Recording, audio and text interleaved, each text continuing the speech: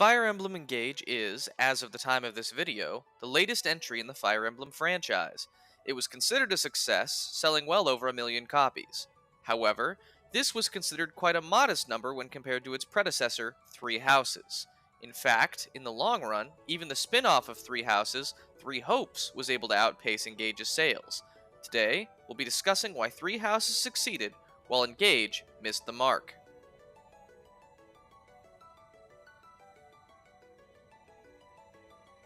To start by addressing Engage's strengths, many players note that the gameplay has been elevated to incredible levels that make the game more challenging and maps more interesting than previous entries.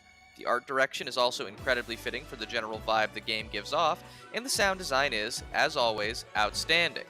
However, it must also be noted that all of these same things can be said about prior entries in the series. Fates, for example, is well known for shaking up the gameplay, and Three Houses is noted to have some of, if not the best music in the franchise. This leads me to my first reason on why Engage failed to succeed, which is that it simply failed to stand out. Sure, it added the emblem ring mechanic, but a similar mechanic that didn't rely on the history of the franchise would still feel right at home in any other title. Secondly, the writing in Engage is at best derivative and at worst just awful. Every character is written as if to venerate the main character despite them having done nothing to earn it. While many games in the franchise struggle with the main character getting heaped with too much praise, they usually at least do something in particular that we, as players, can see to earn it. Here, we simply wake up and are immediately treated as if we are a god.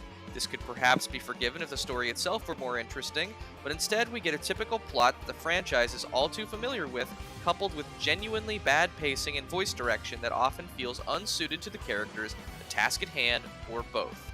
Comparatively, Three Houses had 3 separate storylines to follow, 4 if you count Silver Snow, that each focused on different character perspectives and their ideological views. The story itself is paced properly enough that nothing feels too rushed when it is revealed. Engage, meanwhile, feels like a huge setback for the franchise in terms of storytelling thanks to its direct comparison in what came before it.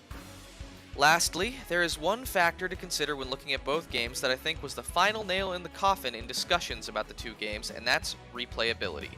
Engage is, by all accounts, just not as replayable as Three Houses.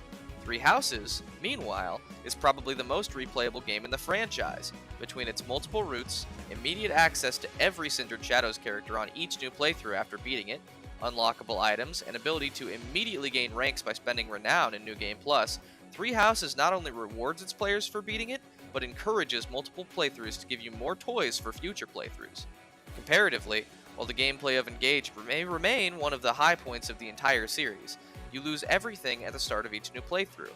There is no New Game Plus to speak of, no carryover of any learned skills through the rings, and you have to play through a thoroughly awful DLC on each playthrough in which you want to use the game's DLC characters.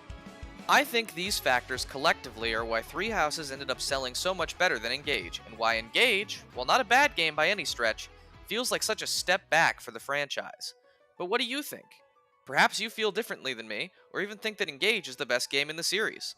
Whatever the case may be, feel free to let me know down in the comments below. And if you like this video, shoot me a like and subscribe if you're looking for more content like this. A special thank you to my patrons 60 Sweep, Gorilla Danny, and Bosnian Dave, and to YouTube member Jerry for helping to keep this channel running financially. And with that, I'm Gale Shades, and until next time, Gale Force out.